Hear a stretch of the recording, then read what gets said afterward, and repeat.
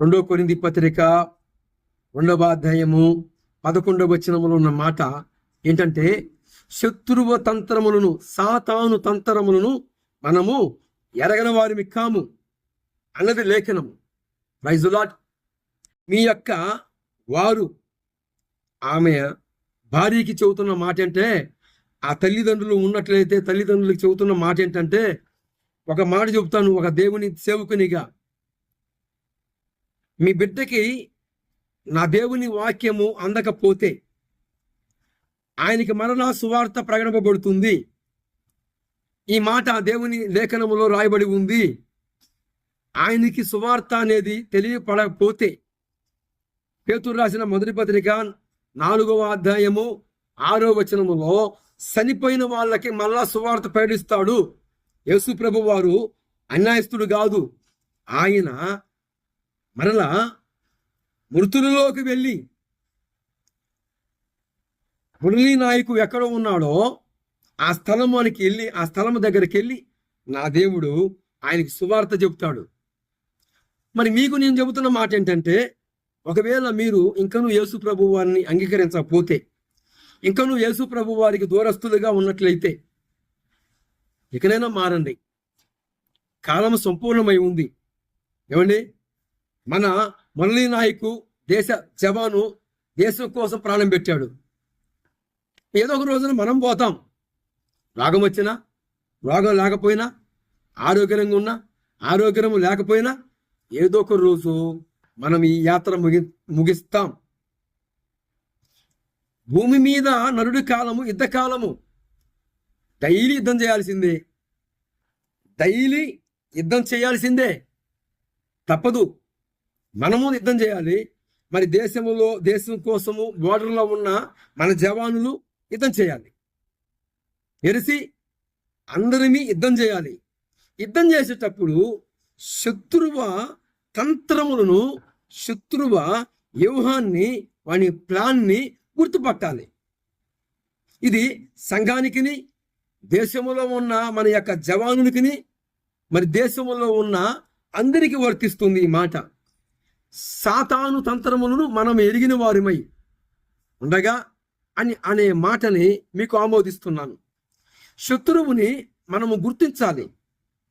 వాడు ఎటు నుంచి వస్తున్నాడు అనేది మనము ఒక వ్యూహం ప్రకారముగా, ఒక ప్లాన్ ప్రకారముగా యుద్ధములో మనం ఉన్నాం.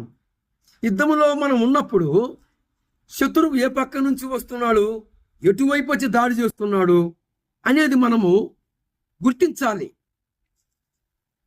మనం పోరాడుతున్నది శరీరులతో కాదు, అధికారులతో కాదు, ప్రస్తుత అంధకారమైన లోకనాథులతోనూ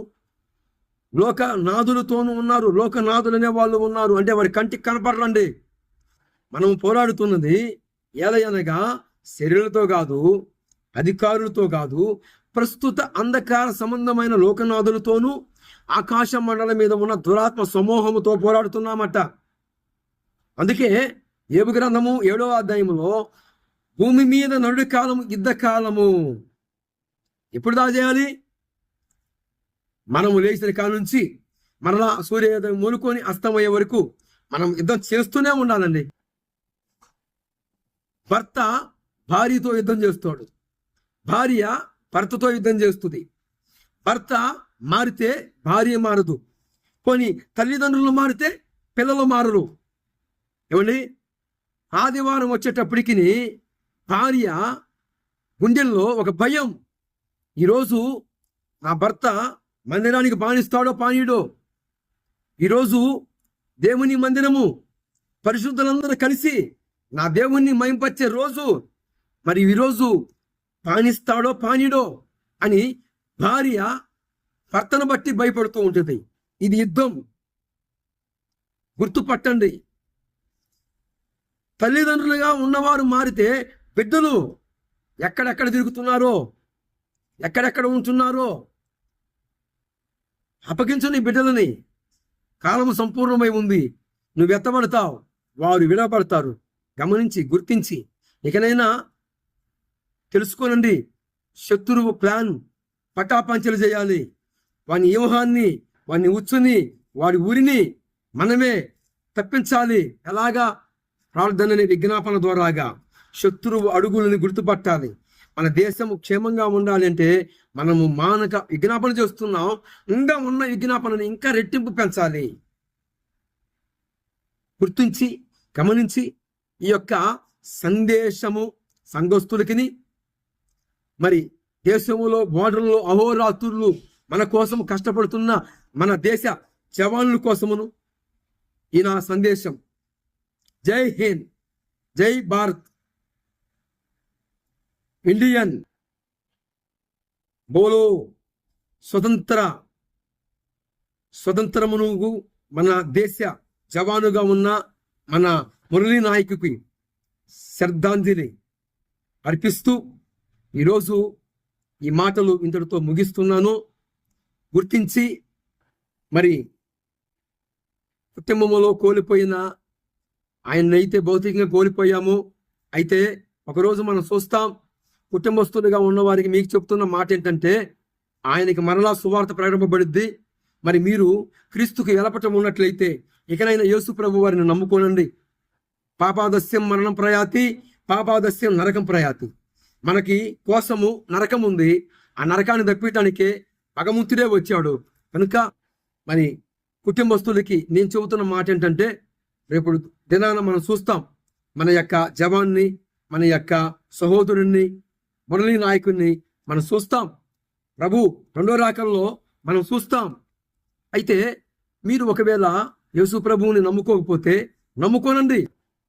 మీరు మీ కుటుంబము రక్షణ పొందునుగాక, రక్షణ మీకు అనుగ్రహింపబడునుగాక, మీ కుటుంబాలకి సమాధానము అనుగ్రహించునుగాక, పరిశుద్ధాత్మ దేవుడు మిమ్మల్ని తాకునుగాక, మీకు మారు మనసు అనుగ్రహింపబడునుగాక, శాంతము సమాధానము మీకు మీ కుటుంబములో ఆ యొక్క వ్యక్తి లేని లోటు నా ప్రభువు వారే మీకు తీర్చునుగాక, మీకు మీ యొక్క కుటుంబాలకి శాంతి సమాధానము అనుగ్రహింపబడునుగాక, దేశంలో ఉన్న నా జవాన్లందరికీ దేవుడే ప్రాకారం వేయునుగాక.